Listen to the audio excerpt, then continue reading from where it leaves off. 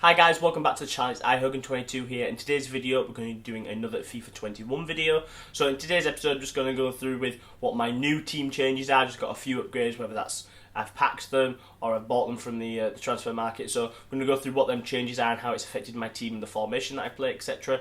So if you like this video, don't forget to subscribe, like and comment down below, and make sure you turn that notification bell just so you don't miss any upcoming videos in the future. Let's just get straight into it, guys.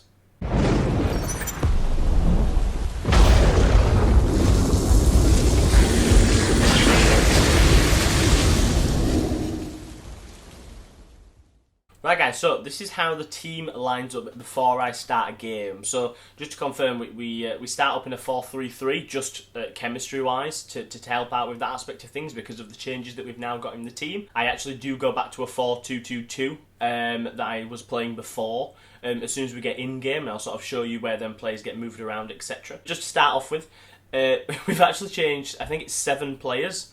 I think we've still got 4 or 5 of the same players. We've got 5 of the same players, so it's 6 players that have changed. So yeah, so we've still got Robertson at left back and Walker at right back. Still got Laporte at the minute at centre back. He's probably, maybe if there's one player that would change in the near future, it probably is Laporte, but for now he's still there at the left centre back position, and we've still got Alisson in net. So in regards to all the other changes, so this was slightly forced, slightly not. So first of all, to go in a bit of chronological order for you guys, the first thing I did was went out and bought Werner and De Bruyne. After the last episode, I said I was possibly potentially looking at doing that, and that's what I went and did. So De Bruyne, again, I don't know what these guys are costing now at the minute on the transfer market, but I picked De Bruyne up to the cheapest he was at that moment in time, which was 284,000 coins. I mean, he just serves. I really like him. He's not very fast, but if you look at his card and you look at all of the stats, he's amazing in regards to his shooting, his passing, his dribbling, all really good. He's got that 5-star weak foot if I'm on the edge of the box and I need to shift it onto his left side.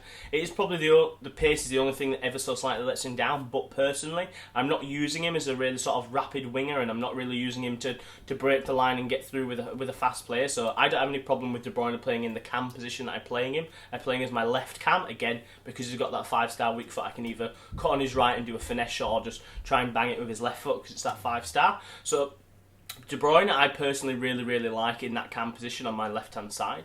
And then we've also got Werner, who I went and picked up shortly after De Bruyne as well. So in regards to Werner, I picked him up for 347. It is his in-form card for the hat-trick that he scored that week, I think it was. But anyway, he has got 92 pace, 87 shooting, 85 dribbling, so really good for the player that you want sort of pushing forward and breaking the line and things like that. He's only got a 4-star weak foot and 3-star skills. I mean, I personally don't use skills that much, and also 4-star weak foot I personally find in FIFA 21 is not that bad unless they've changed something recently or they look to change something in the future. I personally don't really see an issue when I'm on that left hand side and I'm trying to hit it with his left foot with that 4-star. I don't find that to be a problem. So Werner plays as my right cam as of right now. I may try him in the striker position, but I'll sort of talk about that in a little bit. But as of right now, he starts as my right-hand cam, and I'll show you that once I put the team in the formation I actually play in. So after I went and got De Bruyne and Werner, I then had enough money to go and pick up Van Dijk. Now, the reason I had that money is because I actually packed Mane again. Again, just as it was a normal pack. I can't remember if it was an SBC pack or something like that. It might have even been a purchase pack. In all honesty, it might have been a promo pack. But anyway, I went and packed Mane again in regards to a tradable. So this is my original, obviously, but then his duplicate that I got, I went and sold that again for another 400,000, which was how I got enough money to go and buy Van Dijk. Van Dijk is annoyingly quite a bit cheaper than this now. I checked today. I think he's going for around sort of 380 to 390 now. So paid a little bit more than I should have done for him, but he's probably always going to be in that position, no matter what. I mean, in regards to defence-wise, he's just fantastic. He muscles people's off the ball really well. He's got enough pace on there as well, 76, and obviously I've got the Shadow on him as well, which boosts that even more. In regards to a defender, I mean, look no further. If you've got enough coins to go out and get him now for sort of 380, absolutely amazing. In regards to his aerial ability as well, I mean, how tall is he? 6'4". He's an absolute monster. And what I always find as well is, which is why I quite liked Thiago and Laporte as well. I feel like they do it quite well as well. They always just seem to be in the right position, whether they're moving together or whether they're moving on their own. And he's the exact same. He's defensive positioning is just absolutely amazing. I mean, if you look at his fastest defensive awareness is 93 just as a base. So yeah, absolutely amazing in regards to him being my centre back, and I probably won't get rid of him for the rest of this FIFA, in all honesty. In regards to my two CDMs, I actually play Alan and Paulinho. Now, Alan I just got as a first owner. I packed him. Quite a decent card as in regards to he's just quite solid at what he does. He's got 73 pace, 71 shooting, 77 passing, 83 dribbling, 85 defending, 83 physical. For that sort of CDM position, he is just quite a good little player. Like, he sort of does everything that you want him to do. Quite good at intercepting, sort of getting in there. I feel like he's just just an ever so slightly or quite a little bit weaker version of Kante. I mean, let's face it, I would ideally love Kante in that CDM position, which is probably the next player that I'm looking to buy, in all honesty. But as of right now, Alan sort of fills that purpose, and he fills a purpose in regards to chemistry that I'll talk about in a second as well. And then, as I mentioned, Paulinho is also the player that sits in my other CDM position. Again, it is more just chemistry I'm using him in as of right now at making this video, in all honesty. But again, he serves that CDM position really well. If you actually look at his stats, he's actually a really, really good card. He's giving, maybe apart from the pace, at 74, he's got 84 shooting, 80 passing, 84 dribbling, 82 defending, 87 physical. Quite similar to maybe how Sissoko played for me in the CDM position. He just sort of does everything quite well. So again, just a good sort of solid player. In regards to up front, I still at the minute am playing Mane, but I'm now playing as like my right striker. Again, this card is amazing for me. It does absolutely everything that I need him to do. Even if he's slightly off chemistry, it just works perfectly for me. And the biggest change is Neymar. So I literally packed Neymar like 2 days ago now, or even 1 day ago, in just my, it was either in an SBC pack or it was in my pre-order pack. I remember because I was going through them. I thought, oh, I've got some packs to open, let me just open them now. So it wasn't even a purchase pack, and it wasn't an untradeable. It is a tradable Neymar. And now I've only played 8 games with him, and them games I think have been a couple on squad battles and a couple on rivals. But I mean, he's amazing. I mean, he's got 5-star skills, 5-star weak foot. Again, that weak foot is incredible. You always feel like you can take the shot on with him. In regards to his actual in-game stats as well, I mean, I've got the Hunter on him just to maybe boost the shooting more than anything else. But even just as his base card, he's got the 87 finishing, 80 shot power, 84 long shots, the attacking position of 87, and if you look at his dribbling stats, which obviously do help in regards to the shooting as well, the composure of 93, balance 83, agility 96, reactions 91, ball control 95, the dribbling 95. He is just amazing. Now, I was talking to one of my friends recently, and he's a £1 million card as of making this video again right now. He just go for just over a mil, 1.1 potentially. He's the only thing at the minute, because I want to play him, that's causing me a little bit of problem in regards to chemistry. So the reason why Alan and Paulinho are in the team is because of Neymar. Because I need to get him on some sort of decent chemistry, because obviously they've got the Brazilian links. Now, at the minute, every single player is on 10 chemistry apart from what is set up as the front three. So just really quickly going into that, everybody's on 10 chem, like I said, defence and midfield. The only players that aren't is Neymar on 7 chem, playing on the right wing, and Mane on the left, play on 8 chem, and Paulinho up front, obviously plays CDM in game on 8 chem. At the minute, I've been playing games and I really don't find a problem with that chemistry. Would I like it to be perfectly everyone on 10 chem? Yeah, of course I would. And in regards to, I mean, just for example, if I swap Neymar onto the left and swap Alan and Werner over, straight away Neymar's on 10 chemistry because he's in the right position. Paulinho still stays on 8 chemistry. Everyone else is on 10 chem, apart from Mane on 5 chem. 5 chemistry is then when you're starting to talk about you're getting into the realms of that's not probably the most ideal thing to do. Like I said, I've been playing Mane always on 7 chem through the old team and how I used to set up on the old team, and didn't have a single problem with it. Loved him on 7 chem. In regards to him being on 8 chem, Neymar still being on 7 chem on the other side, I don't find a problem with that. So that's what I'm lining up as at the minute, because I'm not finding any problems with it. I'm not finding that I'm in positions where one of them isn't doing the job that should be doing in regards to finishing or where they should be or things like that. So at the minute, I'm still on 100 chemistry team-wise, but yeah, the front three are on 8 chem, and apart from Neymar. Obviously, Paulinho being on 8 chem doesn't really make a difference. He plays CDM to me, so don't really see much difference in regards to that. So let me just show you really quickly how the team looks when I actually get in game and set up. So it's the same formation that you guys saw before, the 4-2-2-2. If I can actually select it, there you go.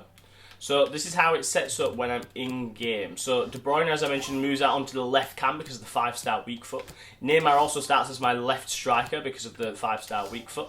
Werner's as my right cam in regards to just because he's got the 4-star weak foot, but again, he's right-footed, so just really easy in that position for him just to bang one across goal. And then, as I mentioned, I've got Paulinho and Allen sat as my CDM. So this is how the team sets up in regards to before the game starts. So this is Neymar up front, Mane, my two cams of De Bruyne and Werner, and then my two CDMs of Paulinho and Allen. I really find that this formation still works for me, the 4-2-2-2. I don't have any problems with it. I feel like, especially with them two CDMs as well, maybe just as I did my two old ones as well, I don't find that I'm getting broken down that easily. They do have to maybe work to get through me. And then also in regards to my attacking positioning, I feel like I move forward with the attack really well, and I always create a lot of chances as well as.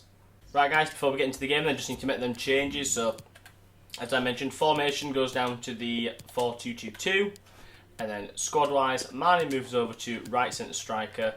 You've then got Neymar that moves over into left centre striker, and then De Bruyne swaps with Paulinho. De Bruyne on left cam, Werner on right cam, Paulinho and Allen sitting as CDM. So that's the formation, that's the team as we line up. So we're just going to get straight into the game.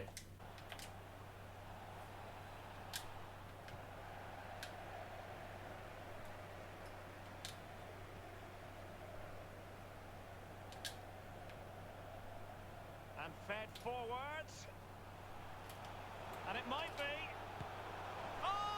So I mean, that ball wasn't meant for Mane, not gonna lie, it was meant for Werner on the wing, but Mane was quick enough to get in there and steal it. And then I was crossing more just in case the defender cut across the front post, but he didn't. But then look at that finishing from Neymar, left foot volley. I know he had no one to mark him, but I mean, that's going in 9 out of 10 times with Neymar, so just fantastic. And what I was just thinking earlier as well is Neymar, he's got 91 pace, and my Werner card has 92 pace, I'm pretty sure. But Neymar feels faster than Werner, I think, because of his body type. And it's similar to what I was saying with Mane when I first packed him as well, is that because of his agility and his frame of body, he's just really, he feels a lot quicker than, for example, my Werner card feels.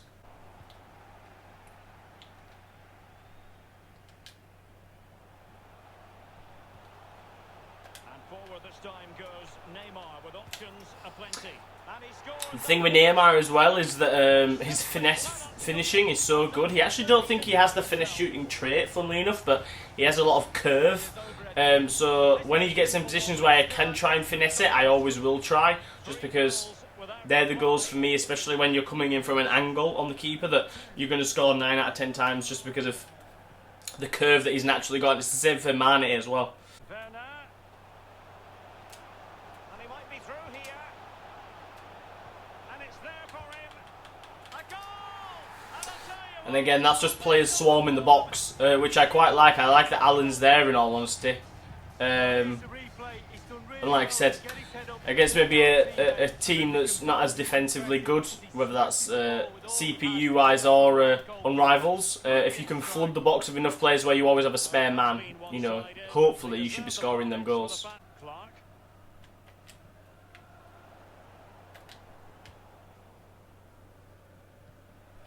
Oh, lovely ball. He's in position. Trying to lob the keeper. What I love about Mane and Neymar, but what I love just in general about this FIFA 21 game is that chip shots are really, really viable. I mean, as soon as you see a keeper rushing you, again, computer-wise or weekend league-wise, the chip shot is something you should always be trying to do. As soon as that keeper rushes you forward, because as long as you've got the power right on it, yeah, you're going to score most times, because it's such a good shot type, this FIFA. The attack continues. They're making considerable progress. Oh, burying them beneath an avalanche of goals.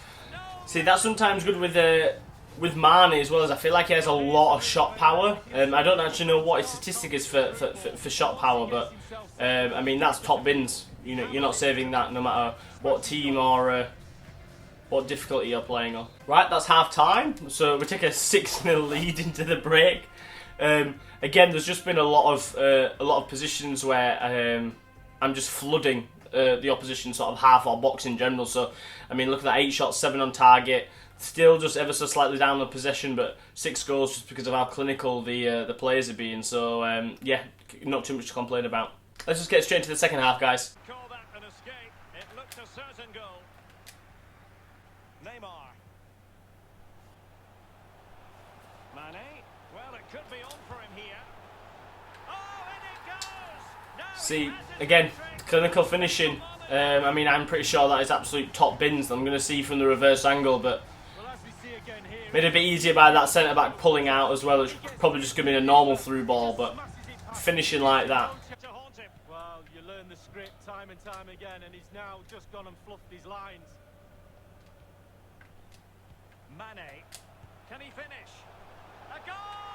We're really being spoiled. See, it's one thing actually that I heard some people on YouTube talking about was the finesse shooting this season, especially from outside the box, maybe slightly overpowered. It's hard because, I mean, that is just banging the corner, but I mean, whether that's just that I've lined that up perfectly or I'm using a 91 rated player, Neymar, and I mean, the keeper's not look great there, but it's hard because I personally don't think finesse shooting, from my standpoint, has been too OP when I'm using it. I obviously try and use it when I'm inside the box, depending on the angle and things like that. But I mean, from the outside the box, I don't really take it on too much, so I might try doing it some more just to sort of see how it does work out, really, against the normal sort of trying to get in the box and finish from inside the box.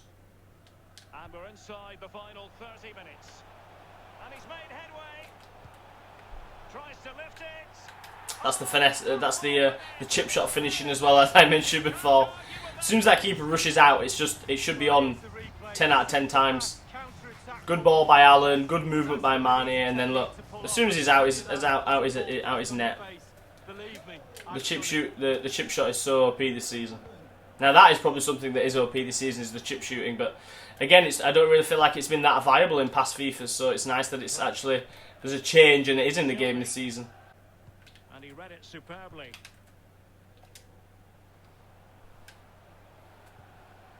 Werner. Neymar ready. See, what that is as well is, again, Neymar's runs. Because if you watch this here, Neymar runs from almost like sort of edge of the centre circle, and it ends up more forward than any of them defenders. Then 6-yard box. And again, his volleys are in the 90s, I think, so he's always going to finish that 6 yards outside the net. Right, guys, just skip forward to the end there. So it finished 11-2. I got one more, and they got 2 goals towards the end. I think one was from a corner. It took a deflection. But just in regards to the stats, though, to finish that game off, 11-2 on Legendary. So I got 14 shots, 13 on target.